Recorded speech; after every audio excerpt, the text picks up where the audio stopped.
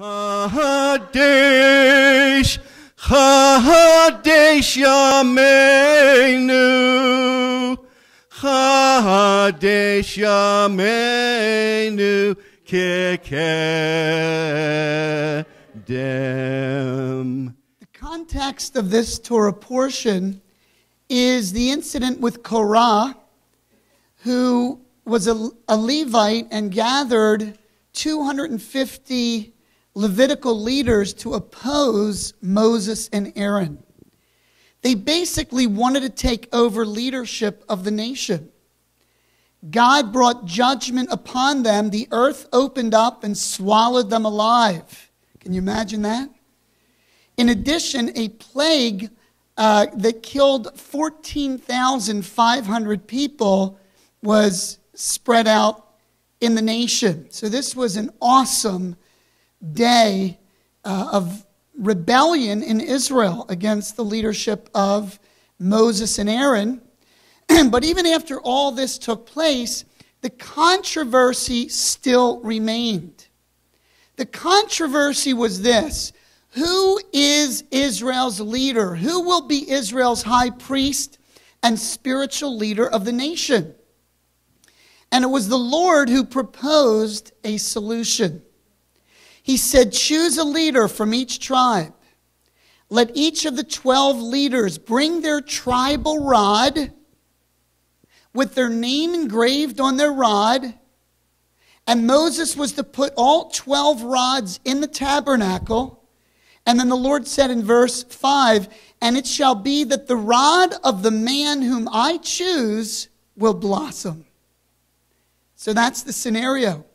The next day, Moses went into the tabernacle, and verse 8 says, behold, the rod of Aaron of the house of Levi had sprouted and put forth buds and produced blossoms and yielded ripe almonds. I love almonds. I wonder, an overnight almond must have been pretty good. It was a miracle.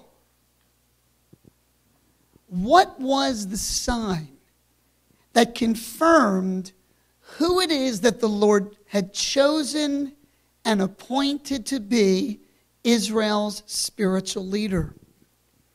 A dead rod became alive again with buds and flowers and almonds. The dead rod with the name Aaron on it resurrected, if you will. This was the miraculous sign to confirm Israel's appointed leader. Today, there is a controversy in the Jewish community over the claims of Yeshua. He claimed to be the Messiah, the spiritual head of our nation. He said that his death would provide a final blood atonement for the Jewish nation and the world. He also said that the God who sent him would provide a powerful confirming sign in that he would raise him from the dead 3 days after his death. That's a pretty bold claim. So I say, if Yeshua did indeed rise from the dead, as Jewish eyewitness testimony affirms in the New Covenant, does that not constitute an even greater sign than the budding of Aaron's rod? If Yeshua is indeed alive, wouldn't that be a greater miracle than the budding of Aaron's rod? And wouldn't that forever prove that he truly is the Messiah, the spiritual leader of our nation, as he claimed to be? There is a controversy in the Jewish community over Yeshua. We as Messianic Jews dislike controversy as much as anyone else. But we cannot deny what we know through careful examination and experience to be true. That Yeshua, in fact, is alive from the dead, and that he is the spiritual leader of our nation and all the world.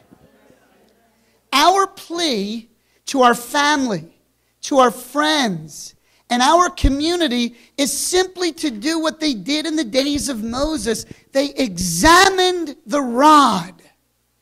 Which rod budded? Which was the dead rod that rose, if you will, or resurrected? Our plea with our people is to examine the evidence as if you were on a jury, without presupposition, without prejudice.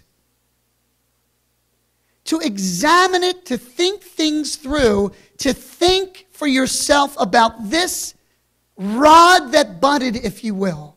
This Messiah who is alive from the dead.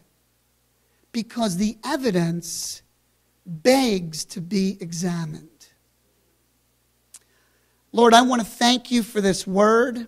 I thank you for this powerful testimony in Israel. And I ask that you will move upon each and every person to examine these claims for themselves. In Yeshua's name, amen. Amen. Let's give God praise.